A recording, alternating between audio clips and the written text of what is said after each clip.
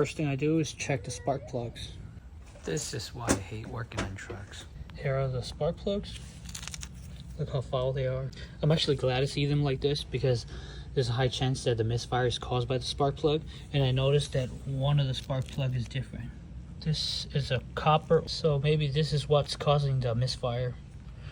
Or just old spark plugs. And then I check if the lifters was stuck. The lifters was fine, so I pinned it down to the injectors. And what do you know? It is the injectors.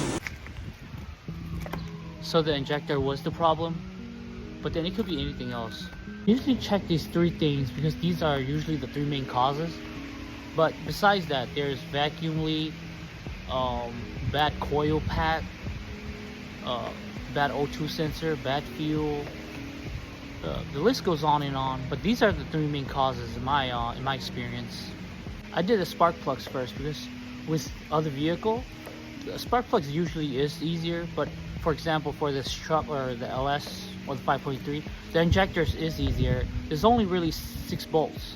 You know, 2 torque bolt screws that holds down, you know, the fuel line going into the fuel rail, and then the 2 8mm bolts that holds the rail down, and there's just a bunch of clips.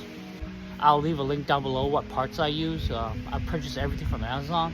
The injectors was $60.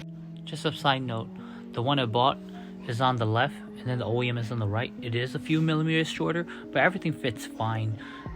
It does come with 2 options, 2 hose and 4 hose. My truck happens to use the one with 4 hose. The spark plugs and wires was $60 as well. And I've driven the truck for about 100 miles now, and the light hasn't come back on and it's still running smooth. So if you do enjoy watching, please consider liking and subscribing for more content. Thanks for watching.